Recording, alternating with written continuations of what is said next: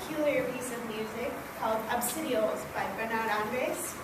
He, like Marcel Montagny, the composer of the piece that Hannah played, was another harpist composer. So this means his main instrument was harp, and he composed a lot of music for the harp. There aren't a lot of composers who compose for harp other than harpists. Harpists love to put their energy into their own music. And if you don't play the harp, it's very tricky to learn how to write well for the harp. So this piece of music was written in 1974. It uses a few extended techniques. A few of the other pieces used harmonics. Harmonics can be produced on any instrument.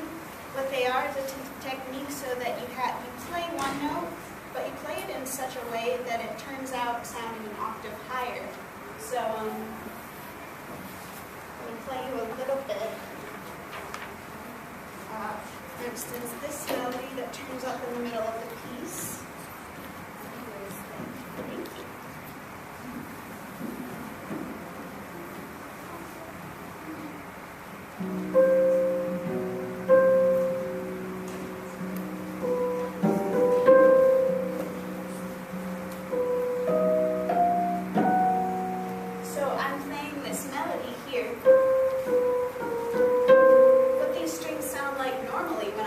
Like this,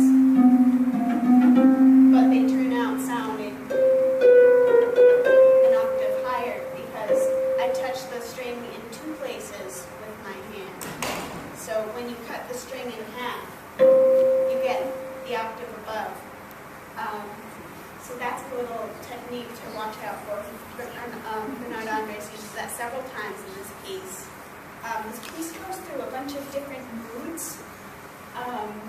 I should talk about the name. The name Obsidios, it's Bernard Andres is a French composer. Obsidios is little abysses. We went through kind of a wild goose chase to find out what that means. So it seems that Andres has a fascination with architecture in churches. He has another piece for harp and flute called narthex. And narthex is apparently a kind of waiting room in a church. And obsidios is the French word for abysses. So, these little spots in a church here and there, this architectural characteristic of churches. So we have kind of a calm beginning. We get through this little whirlwind beginning that melody goes up and it goes back down. It goes up and it goes back down. It's a little schizophrenic. We have a calm part, and then it whips up again with this kind of undulating motion to a climactic part. It calms back down, and we decided that this calm part, right before the end, sounds like Queen Cleopatra coming down the Nile in her barge. And then we get a whirlwind ending. So